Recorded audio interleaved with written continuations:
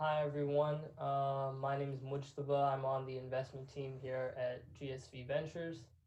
Today we have our panel on emerging areas in the consumer market in India.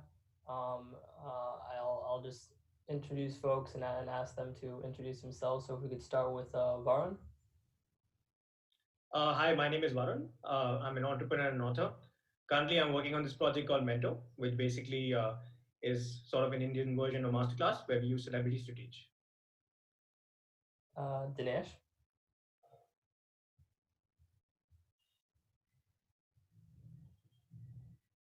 Hey, hi everyone. I'm Dinesh. I'm co-founder at PlayShifu. At PlayShifu, we create tech-enabled consumer products that focus on early learning needs. So our major focus is between the PreK to grade 5 range. So that's about it. Saurabh. Hi everyone, this is Saurabh, founder of Viewable.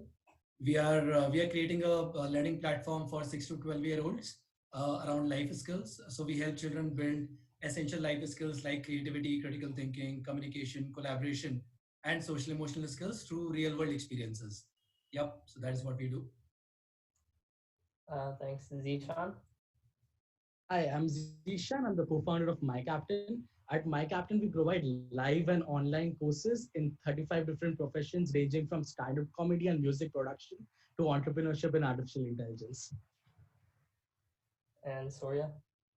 Hey, I'm Surya. I'm co-founder of Skilllink. At Skilllink, we are building an alternate platform for engineering education in India and across the world. Awesome. Thanks everyone for telling us quickly what you're working on. So the first question I wanted to discuss was simply synchronous versus asynchronous learning. Each of you are actually doing something different. And why don't we start with, I think, Zeeshaan, who has both elements, though primarily a synchronous live learning offering, and just kind of get your thoughts on how you chose to structure that. Why you're doing it the way you are.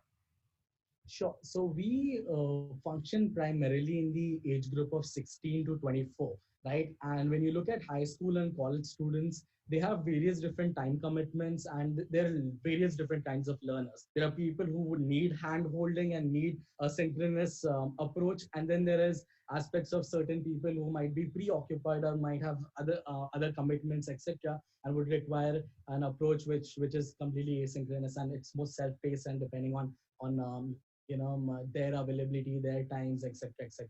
So at MyCaptain, what we did was, because we wanted to cater to all the audiences that come onto the platform, we made sure that our programs are designed in such a way that there's a fine balance between recorded videos and enough amount of live classes that happen, which is handled and scheduled. So this way we see that the conversion, completion rates are extremely high for MyCaptain compared to other online learning platforms, because we are able to give them an opportunity to learn as they wish to learn. If they wish to learn in a manner where they want community around them, they want the mentor support to be there, they want live classes at scheduled times and fixed times, they can choose that. If they want to learn on a basis of probably I'm traveling in the bus to going to my university, I want to consume content during that time, so they have the opportunity to do that as well. So when we have a fine balance between both of them, we're able to see extremely high completion rates, high NPS scores, as well as strong referral rates coming in from the programs. So kind of on two opposite ends of the spectrum, then we have, I think, Surya on one end, who's doing completely asynchronous. So why don't we go there next? Great. So we do completely asynchronous. So the thing is, our courses are delivered asynchronously, right? The courses that we deliver on is in mechanical, electrical, civil engineering, computer science, and if you basically go deeper, these are application-oriented skills, right? And you basically use a particular software to work on this. So the student age group that we work on is around 18 to 26, and what we have understood from our students is they want to take a look at the content at any point in time of the day. And while they have questions, they want live support. So the way that we have structured our coursework is you have asynchronous content with synchronous live one-on-one and a group support session. So you basically, whenever you have a question, if you're a student, you can schedule a one-on-one support session with a support engineer. If you are in the available in the evenings from 5 p.m. to 10 p.m., you can join the group session where you can listen to others' questions and understand more about the topic that you want to kind of learn. And this has definitely increased our completion rates. So our completion rates with synchronous were somewhere around 25 to 26 percentage. And right now we are at 78 percentage with our completion rates, and our NPS has been going up as well.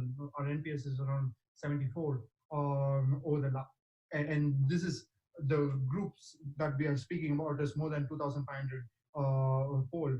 So what we see is for a particular age group, synchronous might work well. For a particular age group who are occupied or preoccupied with different stuff, they want asynchronous, but they want their queries to be answered immediately. So if you take someone's learning, if you take a student's learning journey, the student's learning journey needs to be continuous. That is the most important thing. It can be the content that you provide can be synchronous, can be asynchronous, but the student's learning journey should be continuous. Because if you think about how we learn in during our learning days, you basically have a question, and if you get your question clarified, you go to the next step, right? If you do not get the question clarified, that's where discontinuity happens, and that discontinuity kind of puts a stop in your progress. So that's our thought process, and that's what we have been looking at as well. Yeah, and then on the opposite end of the spectrum, we have Saurabh, who I think is doing today almost entirely synchronous, focused on the younger demographic. So how are you thinking about that, Saurabh? Yeah, Mujtaba. So I completely agree with Zeeshaan and Surya. So I think it all depends on the age group. And when you talk about higher age groups, I think a good balance of synchronous and asynchronous works beautifully. But our take in UABL is very, very different because we are not doing typical online classes for say math, science, etc. We are focusing on a skill like creativity and other essential life skills. And we focus a lot on peer learning because on our product, children from the age group of 6 to 12 come right now, and we are, as we speak, we are adding 13 to 16 year olds as well. So when you look at 6-year-old, 8-year-old, 10-year-old children, for them to build these skills, a lot of collaboration, communication, presentation, a lot of peer problem solving and peer play is involved while learning these skills. So this is not a typical classroom where a teacher is coming and delivering a piece of content. If that was the case, then we could have recorded some part of that content and given blended learning elements as well. But these are like live playgrounds. We don't call UABL sessions as UABL classes. We call them live playgrounds because children are coming in and children look forward to meeting their friends online. That's a very, very big attraction towards our sessions. So they look forward to meeting their other 5 6 friends online and doing these projects, solving problems, building things together. So for our age group, I think live interaction, peer learning works beautifully. But at the same time, to derive learning from what asynchronous content can do for younger learners is we are planning to add some element that can support them when they want to keep practicing these skills alone as well. But it can never, in our case, it can never take a 50-50 kind of a ratio. It will remain predominantly live, and maybe 20-30% you can start giving some problems, some activities, some interfaces to these children so that they can continue their work after the play session to develop these skills. So that is my perspective. And as we keep going up in the age group, I think the balance will tilt towards asynchronous content as well, because we have interviewed some learners of the age group of 13 and 14. For them, it is very, very important to learn at their own pace, and they also get busier with time because they are busy in schools, they are busy in sports. So that also plays a big, big factor. So as we go above in the age group, I think asynchronous becomes more and more important. Yeah. So thanks. So Dinesh, you're I think focused on a similar age segment as Saurabh and Yubal. Are you doing it similarly, or what's your approach? So products are very different in nature. We don't deliver just content. Products are kind of, they blend tactile and digital learning seamlessly. So you kind of buy a PlayShifu product either off the shelf or your online marketplace, and then you have a PlayShifu app that you download and you experience the product fully. So the idea is to entertain and educate the kids simultaneously. So no, so we are completely asynchronous in that way. what we focus on is making sure that while kids are using our learning tools or toys, we make sure that it's a very good mix of physical and digital learning, because when kids are small and they're growing up from the age of 4 to say 8, 10, digital they love the digital medium because it's so rich, so sensorially rich, I must say. At the same time, they love possessing, they did never call an app its own. They call a particular product or a toy that they own. It's dear to them, and they gross motor skills or fine motor skills are super important for them. At the same time, this ability to touch and feel and play with things and interact with screen at the same time is really critical. So yes, we are completely asynchronous, but we see really awesome engagement on our platform. So while kids might abandon a toy in less than a week or so, they come back to Play Shifu products. 60% of them come back to Play Shifu products in month two as well. So that's something that we are really kicked about. Awesome. And so to transition to a similar area, and this time I'll start with Varun. How do you think about the topics that you're focused on, the subjects? Mento obviously covers a few different areas, and it isn't a specialist platform like Skilling, for example. Obviously, very focused on substance of engineering. You'll focused on creative thinking and different skills, holistic skills for children. How do you think about what topics to offer? So at Mento, we're basically focusing more on creative skills, creative careers, creative fields. If you look in India, traditionally there are only like 7 careers that most people go for, right? And it's basically 7 careers that most people end up taking. I'm sure Mujtaba, you've been one of the victims of those as well. So what has happened is most EdTech companies in India also just probably around that. It's either to do with K-12 or either to do with technical education or something to do with competitive exams. For us, the primary reason behind starting Mento is to create awareness around the multitude of different career options that exist, right? So, for example, you have screenwriting, you have pastry chef, you have stand-up comedy, public speaking. Uh, we've discovered over 300 different fields from which not only can you make a decent career out of it, but you can also earn a lot of money. Between 2012 to 2017, I gave around 500 talks in schools and colleges across India. And the one common thread that came out amongst all of that was that people wanted to learn something beyond what is just being offered, right? So for us, it became very clear that we need to come up with courses around creative fields and creative careers. The second thing in India is India has a huge celebrity culture, right? If a celebrity says something, it's almost like it's set in steel, right? So for us to legitimize these careers, we had to get celebrities on board, and just not any celebrities, literally the biggest people in their field. So the idea behind the platform, though it may look a very similar to Masterclass, the idea behind the platform is to encourage and tell people about all the different options that they have apart from the 7 career sets that most people go for. How did we go about figuring these out? Well, basically, we did a set of about 10,000 students where we asked them what are the most common things that they wanted to learn and what are the most common celebrities that they aspire or looked up to. And it's very strange. So even when they want to learn from a celebrity, they're very clear about the kind of person they want to learn from. So they don't want to learn from an Amir Khan, right? Because he's born into a film family, and he's already going to make it, right? But rather they want to hear from somebody like a Nitesh Tiwari, who's come from a small town, who's built everything on his own, but went on to direct the highest grossing film in India. So they want to learn from celebrities whom they can relate with, and they want to learn about creative fields in which not only can they create a career out of, but also make enough money. Because in India, if you can't get a promotion, a job, or make money out of it, well, creating an EdTech company around that is very futile. Yeah, no. So, Varun, maybe you can answer, and then maybe Zeeshaan could jump in as well. Have you all seen folks who come to your platform and maybe take a writing class or a coding class, then graduate to another platform or something to sort of really dig deep? Does somebody start at Bento or My Captain, then go to SkillLink and shell out for a really industry specific, really technical course? Well, I've seen that. I've seen a lot of people jump onto screenwriting classes on Udemy, a lot of people jumping onto other platforms like Upgrad for entrepreneurship, where not only So there are two things. You can't teach hard creative skills digitally very well, right? You can't teach someone how to speak on a public platform digitally, right? It's a very practical exercise. So the only thing that you can teach digitally when it comes to creative fields are certain aspects, right? But beyond that, for example, if you want to learn product management online, that can be learned because it can be quantified, right? But if you want to learn how to write a book online, there are only certain elements that you can eventually teach, right? Because eventually the creativity and the creative process has to be very subjective, very personal. So there's only certain elements that you can teach in the creative fields in terms of hard skills.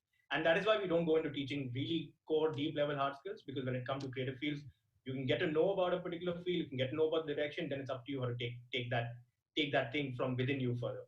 But where something can be quantified, well, like coding or entrepreneurship or something like that, well, that's where they move on to other platforms to learn it. What I have seen on My Captain with, so we have trained more than 1 lakh students now at My Captain, right? And ranging from all fields, right from creatives to hardcore technical courses as well, including artificial intelligence. So what we have seen is the target audience that comes to us is an exploratory audience. Is a student who wants to explore creative writing with entrepreneurship and wants to also check out artificial intelligence because it is required by the university and they're studying that in their college. So we see on an average a student on My Captain takes 4.6 courses and they're spread across various different streams, right, from business to technology to creatives to something totally out of the blue. And what we have seen is that there is 60% of the audience is exploratory, whereas 40% of the audience is very clear cut,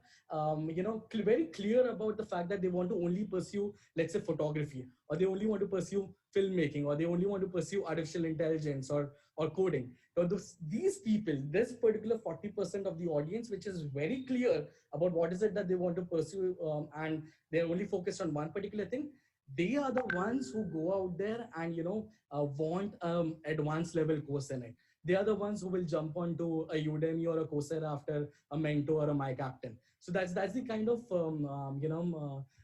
behavior that we have seen on the platform. But there is a large opportunity to even cater to creative fields as well, and have a little bit of more level 2, level 3, if not a 6-month, 12-month course possible to be built online for this particular segment. Yeah, I agree with what Zeeshaan said. It's very exploratory right now. So maybe a year down the line it'll be more concise. Yeah, it's the market is evolving right now. They started believing that these careers exist, hence they have started to explore. Whether they will take the leap, whether they'll take the plunge or not, we have to wait for a couple of years to see that, and we'll see better outcomes once both these platforms mature and have more users coming. I think that's why a platform like UABL becomes very important, because it's kind of instilling the sense of creativity right from the age of the 6th standard or 7th standard, right? And it's also opening up the parents' perception to all of these creative careers and creativity that's out there. So I'm actually very, very happy that a platform like UABL exists, because it kind of helps students spark your imagination right from a young age, and not just coding. On that front, I mean, you won't believe how much attraction our 6 to 12-year-olds show towards being a YouTuber, a screenwriter, journalist, and whatnot. I mean, and for us, the pitch is never that you will pick up this career in future. For us, the pitch is diversity. How can we give you diverse experiences to build your skills in a holistic way, right? And these roles and these programs are just containers to give those diverse experiences. So I think what we all are doing. But they can also eventually take up those careers. They can eventually take up. They can build their portfolios, and their portfolios will give them direction in the future.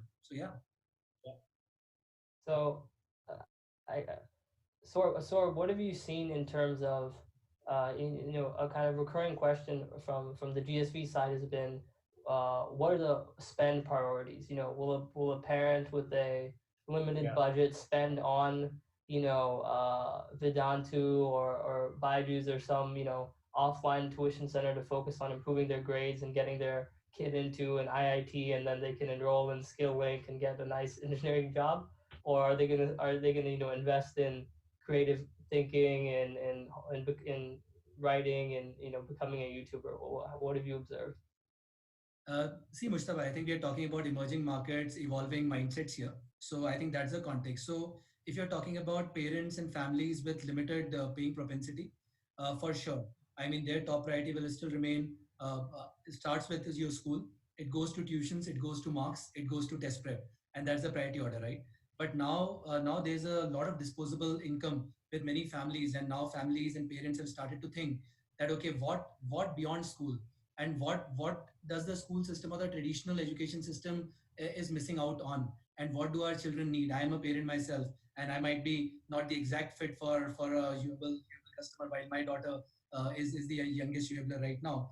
But when I talk to parents from top 10, 15 cities, and even from tier 2 cities, parents who are looking for global exposure, parents who want their children to pursue paths that the parents could not, I think that's the feeling that parents have, that if I could not pursue certain paths where I was creative because of a pressure of getting a job and earning money, I don't want my child to suffer the same thing, right? And that's the feeling that parents have, and that's where creative thinking, exploration comes big time.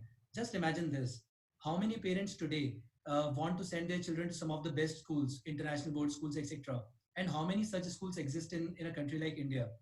Today, even some of the better CBSE schools, ICSE schools cannot provide these kind of skills and exposure. So that is where a lot of demand is coming to us. That okay, can the parents see the decision that she has made for the school plus something like UAble as a perfect education decision for their parents? Because at one side the child is getting all the academic help, and on the other side the child is getting all the global exposure and real world skill development so that he can improve holistically.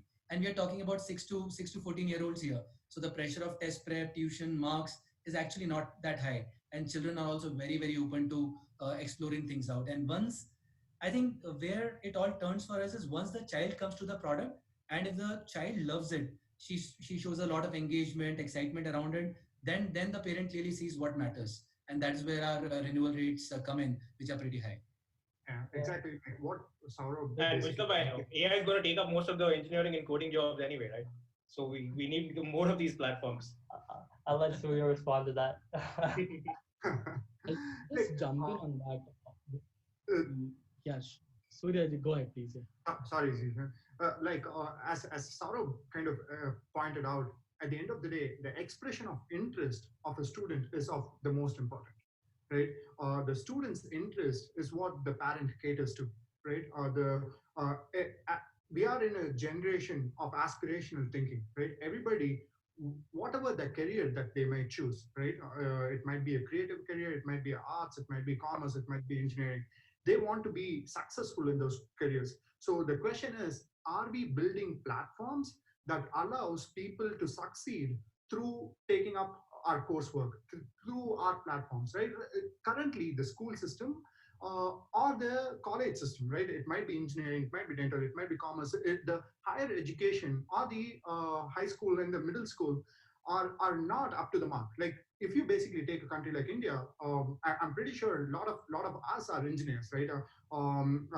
In this room itself, and we have gone through engineering not to learn engineering but to pass engineering. Like we are not engineers by the end of the day, right? We are engineers by just the degree that it provides. There's a famous saying, like there is 40 subjects, you put 2 days for each subject, you can finish an Indian engineering in 96 days, right? And that's all it takes, right? And what does the engineer do after that, right? And you basically spending 4 years of college and not getting anything out of it. So at the end of the day, the expression of interest for a student, whatever age group he is or she is to be aspirational, to kind of learn, explore, and grow in his or her area of interest. Are we building the platforms for that? Does Indian EdTech have platforms for that? And that's what we all in this room are building for that, and that's the more important. Yes, engineering, the number of engineers might go down, right? But the quality of engineers going up. That's the more important aspect of it. And that's what, with so many kids going through a lot of things like PlayShifu, UAble, My Captain, and Mento, they basically get open to the world, right? So that openness to the world was kind of spread across YouTube. Right now, with dedicated platforms, what happens is, okay, this is a particular aspect of life that I might be interested in, let me kind of deep dive into that, and let me specialize into that, and then grow from that. And that's what's happening. And if you basically see the growth on all these platforms right now, the reason that every of these platforms are growing is because there is so much aspirational thinking amongst the students and their parents, and the expression of interest for a student to take and succeed in a particular coursework is high. So what we are basically saying at Skillink is, we are not saying if you want to become a good engineer, IIT is the only way out, right? So IIT only can cater to like 2% of the whole engineering, right? So we are basically democratizing good quality engineering education, world-class engineering education, and that's what the goal is to other platforms as well, probably. Problem is with the Indian education system. Like there was a post on LinkedIn. The entire budget of Indian education system is less than the money that Byju's has raised so far. So I think all of us exist because our education system sucks.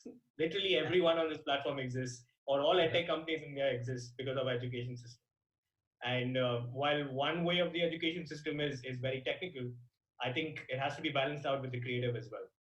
And I think to add to what Surya just said, Mujtaba, is see, creativity, creative expression, and these skills are not restricted to fields like arts, right? At the end of the day, when we talk about engineering, can't you become a creative engineer? Can't you express those skills while becoming an engineer? So we get so many children who are by default interested in becoming an engineer from a very early age.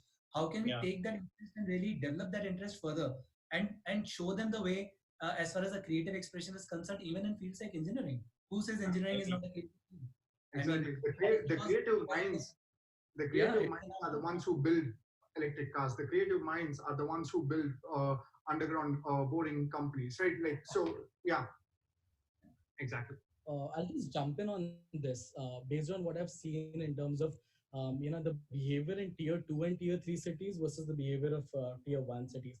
There's a stark difference right now. Tier 2 and tier 3 cities, like Surya said, have a huge amount of aspiration, and because the kind of content that they're consuming on the internet, they believe that creative careers are possible and can be taken. Whereas, so this is the aspiration of the student. However, the expectation of the parent is very different in tier 2 and tier 3 state. Whereas tier 1, the parents' expectations are switched completely, and even in a tier 1 city like Chennai, which is hardcore engineering. If you, I studied engineering from SRM University in Chennai, right? So if you go back to Chennai today and ask students of 8th standard, 9th standard, 10th standard, how many of them want to become what do you call it, doctors and engineers and lawyers, less than 20-25% of the hands will go up. And I'm talking about a city like Chennai.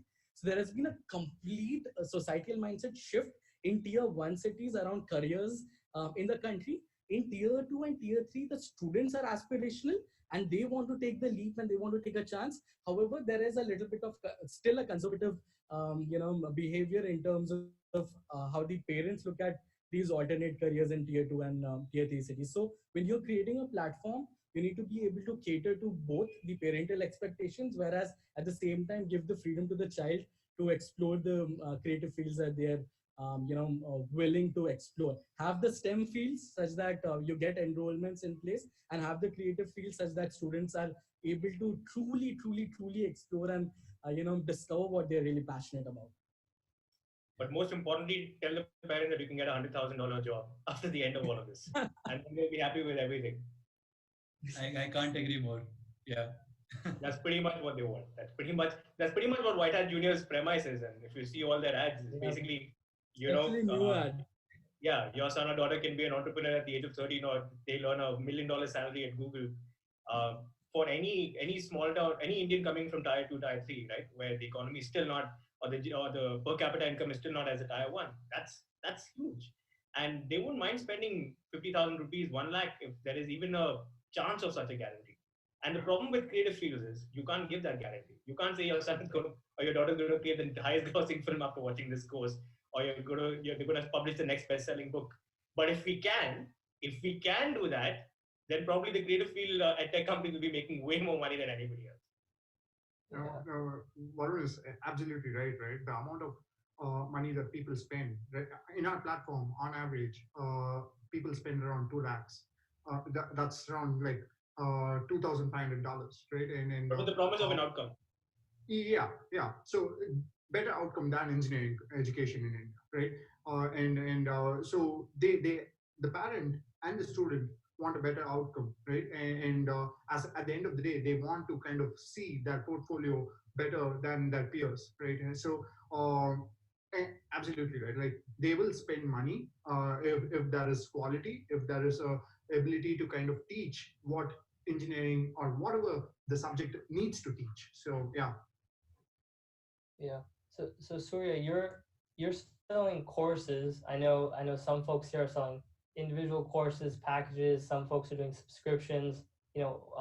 What have you all seen? Who feels like they've optimized that structuring? It seems like every ed tech company in India is trying something different when it comes to selling model. So for us, our coursework are longer courses, right? We are teaching real technical skills, and our courses are around 8 to 12 months long, and students pay around $2,500. So one of the things that works for us is we take the help of say NBFCs to kind of split up these payments for these students. So they end up paying monthly, and it's kind of a subscription, but for us at the end of the day, we kind of recognize the revenue upfront. So because of the NBFC aspect of it, so we see that working well for us. But there are different companies doing different things and also doing it very successfully. So would like to kind of understand what the panel is doing, so can get some. I think short form courses enable subscriptions in a much easier way, and long form courses are always single buyers. And also depends on synchronous versus asynchronous, right? If you're offering a package that ensures the completion of an outcome with the with the synchronous model, then people may take a subscription. I think you do that, right? Uable does that, right? Where you guys offer. What we do is we start with smaller packs. So for us, what is important is we are creating a new habit and a new learning culture as well. So for us, what becomes very important is you start with a 3 month, 6 month kind of a membership, and that gives you access to some limited set of programs on Uable. And then when you understand that journey through a process of mentoring, skill reports, assessments, etc., when the parent and the child is completely hooked into the learning community, then we introduce the 1 year subscription as well. So that is how our journey evolves, because it's a new category. We keep it a lower subscription to begin with, and then you can upgrade and get additional benefits in your yearly plan as well. Yeah. We do the 1 year subscription so more people can discover more careers and discover more courses and discover more things. So for us, it's just purely a subscription based model, not a single course buy. Hey Dinesh, I think you're on mute. Yeah. Okay. Oh, sorry. For us, it's a very simple model. You buy a product and you just, if you love the product, you're going to go ahead and buy the second one. But we have modeled ourselves on the kind of a Nintendo of the sorts. We are inspired by them. When you buy the Nintendo console, you could buy the Mario cassette or the Contra cassette or so on.